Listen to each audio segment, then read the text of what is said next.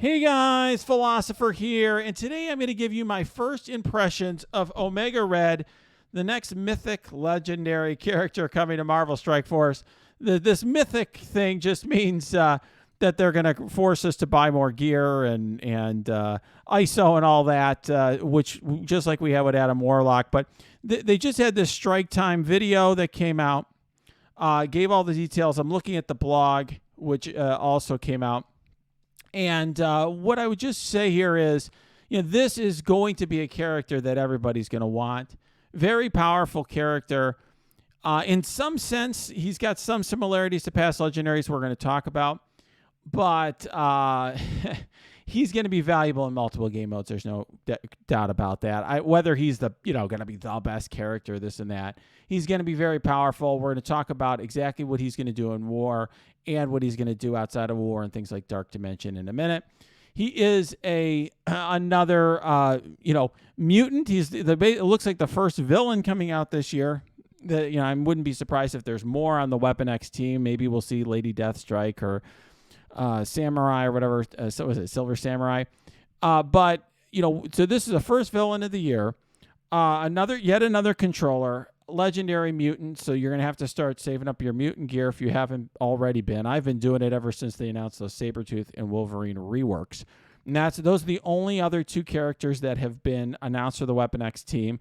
On this Strike Time video, they mentioned that they're going to get huge stat boosts to bring them in line with recent characters. So you think like Gamora, Nebula, that sort of thing is what they're, I think, suggesting. Whether that in fact happens, who knows? Scopely doesn't always do what they intend, but that's, certainly what it looks like. And what I want to do is just basically go through his kit and tell you kind of my overall impressions. We'll start with the passive. One thing I will just say is, very interesting thing is, there's all this stuff that says in war. So it could be offense or defense. I love that. I think that's interesting. It reminds me of Doc Ock's kit. When Doc Ock came out, that team could be used on both offense and defense. It really ended up on defense for a long time, but I personally think that the designers were intending for Sinister Six to be able to counter Black Order on defense. It just so happened no one at the time was, very few people, I shouldn't say no one, but most people at the time, were not using Black Order on defense. I would occasionally see him on defense and use Sinister Six back in the day. Here, I think it's pretty clear to me from looking at this kit that this team is meant to counter Heroes for Hire. There's a number of things here that are going to make this team counter, and I think this is an interesting balance that they've stricken. So, in other words, they sold us Heroes for Hire. They just had an offer where they're selling 100 shards at a reasonable price. They're giving you an opportunity to build it, and they're making it so the counter is a very hard to get legendary. And I think that the legendary requirements here are going to, get a lot of people upset. And we'll do that before we get to the kit. And you need Nick Fury, Winter Soldier, and the 3 Secret Avengers. And I will just say, I know some people, I'm doing this live on stream. There are some people in the comments who are pissed about Secret Avengers being the requirement. They said they skipped them. I will just say there's a lot of content creators who do this like clickbait, skippable sort of thing for every character. Is this character skippable or that character skippable? The Scopely designs these things to make the characters hard to skip. And then if a lot of people skip the characters, they purposely make them legendary requirements so they can sell more offers, because the more that people skip a character, the more they want to sell them. So it's hard. You're always taking a risk by getting the shards of the characters, with whatever means you can. Obviously, some characters are harder to get free to play than others. But at least, everybody should have Sharon Carter at a decent level. And I suspect what they will do is they will make these 3 characters farmable like shortly before the legendary event. That's usually what they do to kind of make it very challenging if you're free to play to get the character on the first pass. I think that's usually what they do. The one thing I will say that is a good thing, an upside here, is that newer players who are relying on this, there's a lot of new players, including my cousin, who rely on these Secret Avengers at low stars to get through their Ultima 7 raids and so forth. This is good for new players because this is quite a good team in all game modes, really. Winter Soldier, to me, actually makes some lore sense in a way, because the Captain Sam that we have in the game is clearly based on the TV show, the Disney Plus show, Falcon and Winter Soldier, which I loved. And it was basically a buddy show between Sam and Winter Soldier. So, it makes a lot of sense to have Winter Soldier, and I'm sure a lot of people don't have him upgraded. Mine is G13, and frankly, that's higher than most people's. I'm sure I just was using him for a while to counter Shuri Mercs. It was nice to have the heal block. I think that they just purely looked at potential characters and saw which one was the least upgraded. And then the effect of Nick Fury, which I guess makes some sense because of Maria Hill here, is his right hand or whatever. I will just say Nick Fury is purely, in my opinion, a way to force new players to farm up Kree minions. If you right now, Nick Fury is really a fringe character, and new players who are starting the game now, if they're not going to waste their time on Kree minions, why bother with Nick Fury? I'm sure they saw in their statistics newer players weren't doing that, so this is a way to make that happen. This has the same sort of ISO requirements like the Adam Warlock event. If you want a 7-star, you're going to need ISO 5. Not as bad as it used to be because, let's face it, the green ISO is a lot more farmable now. So I don't think this is going to be the bottleneck for people anymore. This used to be a very big problem for Adam Warlock. I think it's farmable enough now that's not going to be the bottleneck. The bottleneck is going to be, as it usually is with these legendaries on first pass, the new non-farmable characters that they're going to make farmable at the very last minute. And you better believe one of them will probably be a War Store farm or something else very difficult. All right, let's go right to this kit. So this kit's really interesting. Even though it's a war team, I really think in the short run, people are going to be using this team on war offense, not war defense, and using it to counter heroes for hire in the short term. That may change over time as other teams can counter heroes for hire, but this clearly looks to me like the team meant to do it. This defense up for 2 turns at the start is going to make it so that the team doesn't get just totally taken down early on by heroes for hire. Like my Infinity Watch, when I bring him against heroes for hire, really gets down very quickly in health, and they, some of them get close to death or a sliver from dying. I don't think that's going to happen here. On turn, heal for 20% and gain 10% damage. This reminds me of the Silver Surfer kit ramping up over time. This is going to makes him stronger. I know it fits the character's lore or whatever. This I find fascinating. When the character drops below 60% health, gain speed up and +2 death proof. This means that if you're facing this team, you actually don't want to aim for this character for Omega Red early, because if you do, he's just going to get faster. Speed up's one of the best buffs in the game because it's +50% turn meter gain. That's not that's an issue for you. You basically want to say if you hit it, whenever you hit him and get him below health, you're actually making him stronger. So you may actually want to take out other characters first. He's giving a lot of he's going to give, he gets a lot of max health, so you can imagine it's a beefy character. Then while any enemy has immunity, that includes, by the way, Infinity Watch. It also includes heroes for hire. All Weapon X allies gain 40% crit chance, which is an interesting mechanic, and it makes me wonder whether some people might have a hybrid team with other teams that really benefit from crit, like the X Factor. Maybe down the line when new X Factor introduced, you could imagine something like that. One thing I will say is, Wolverine already has something in his kit that interacts with crit, so I could see this team being built around high crit chance. And then lower enemy damage by 15% when he's got essentially the full team or almost the full team. This is very important, filling the speed bar. This is something that people overlook. This is what X-Force has, Shadowland has. This basically means this team goes first. Okay, essentially, Shadowland goes super early, X-Force goes super early. That's why those teams are so important on Alliance War offense.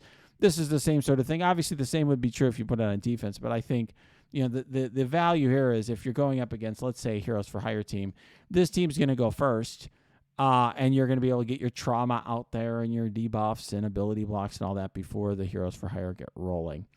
On spawn applies trauma and heal block to all enemies. Trauma being this new debuff that is the opposite of safeguard that prevents your debuffs from being removed. Very, very powerful. Very important for countering the heroes for hire. Okay, and actually, by the way, just to be clear, I should say his speed bar is only filled for himself. So, in other words, that's actually an important point. So the entire team, Shadowland, the full team gets filled. And maybe the other new characters get filled. We don't know their kit. But here, he's only filling his own speed bar. I want to make sure I correct that here. So this character goes first. He applies trauma and heal block to the enemy. But this doesn't mean like Wolverine's going to go fast, or Sabretooth, or whoever the other two members are, maybe whether it's Lady Deathstrike or whatever.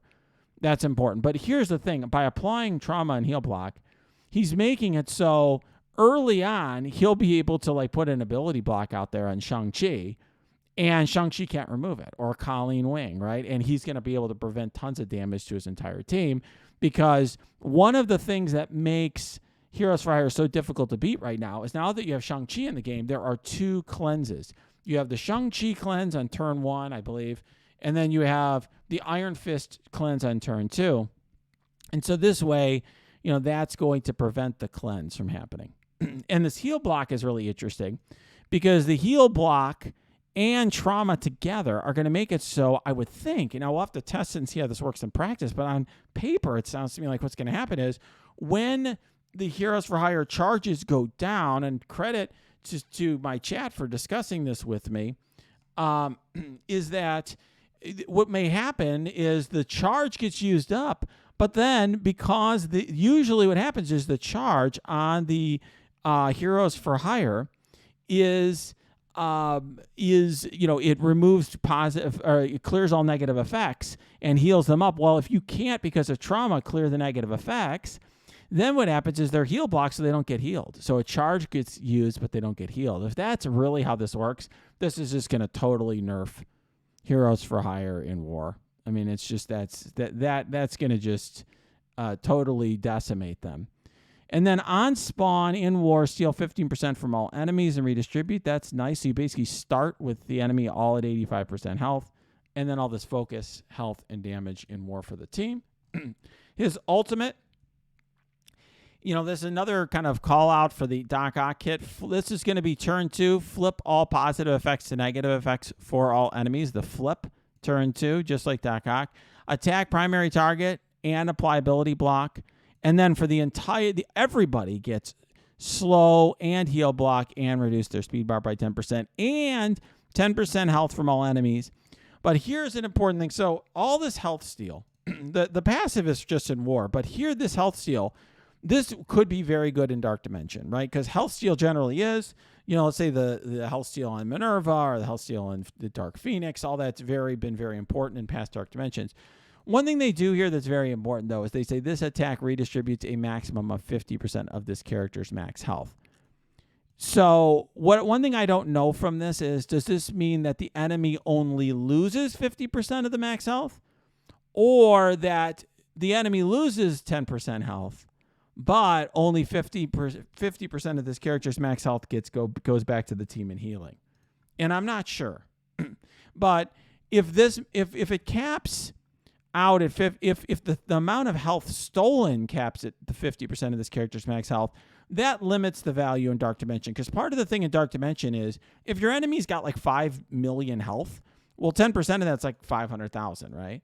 Well, and then your team gets healed up to max. Well, if this still steals 10%, it steals 500K, but it only redistributes back to your team 50% of the character's max health, that's one thing.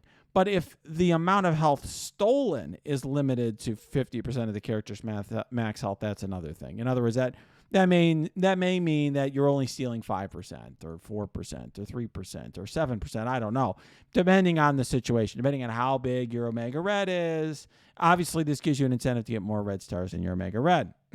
And then in War, apply trauma on all enemies. So what's going to happen is, on spawn, in War, you're going to have trauma on all enemies. Then you'll use your special, I believe it is turn 1. Then the next turn, you can put a trauma right back on with your ultimate. So you're going to basically have trauma on for 2 turns in a row, or, pretty often during the fight. This special on turn 1 applies trauma and ability block to the primary target. Then attacks the primary and adjacent targets for a lot of damage, plus steal 5% of their max health and redistribute to stealth. This bypasses heal block. apply offense down to primary and adjacent targets, and speed up to self and the entire Weapon X team. Super, super powerful. So on turn 1, he can just like ability block Shang-Chi, ability block Colleen, whatever. Now the turn order is going to matter, but actually he's going to have that speed bar filled on spawn. So before anyone else goes, he can just ability block whoever he wants. So he can like ability block Shang-Chi, ability block Colleen, whatever. Prevent a lot of the danger that comes from Heroes for Hire. So, all right. Next here, the basic. Attack primary target for 320% damage. Steal 10% health. This is more hearts. I mean, it's the most health steal we've ever seen on a kit. Should be very powerful in Dark Dimension because you just are constantly doing health steal, which is just huge because the enemies in Dark Dimension have so much health. And then increases the duration of bleed slow offense down by +1. That can be useful as well. Very similar to the Adam Warlock kit. Now, they did mention on the Strike Time video that this stuff occurs, at least I think, certainly this does. I'm not sure about, I think the health steal does as well on the ISO attack. So it really seems to me like the kind of character they were kind of signaling you'd want him as a striker for the ISO attacks. But we'll have to see. I don't really know yet what you are going to want in terms of ISO for this character. We'll have to see the full team, and we're also going to have to see the stats. So, yeah, I think, I'm pretty sure the bonus attack, he said, steals health as well. So that, I think, if that is the case, particularly in Dark Dimension, of course you'll want it, but I just think in general that's a very powerful ability. What I will say, so what do I think about this character? On paper, looks like one of the strongest characters in the game. I don't know if it's the best character in the game, whether it's the best war character in the game, but it's certainly like very, very, very good. So good that, of course, you're going to want to have this character. And essentially what they've done here, in my view, is they're giving you a legendary that will counter Heroes for Hire, will probably be the best war offense team by a good margin, and will be super important in, let's say, DD5. The downside is you've got to really upgrade your Winter Soldier, which you probably don't have upgraded. Nick Fury. If you're a newer player in particular, you don't have Nick Fury. And then you've got Secret Avengers, and, they're probably to get farmable late in the game. It is what it is. Par for the course with Scopel next. But I would have to say very much looks like a strong character, and you can be sure that a lot of people are going to want the character. All right, let me know what you think below. If you have comments, questions, put them in the comments or go to my Discord. That's linked below as well. You can also check out my Twitch stream, which is where I made this video, and that's linked below as well.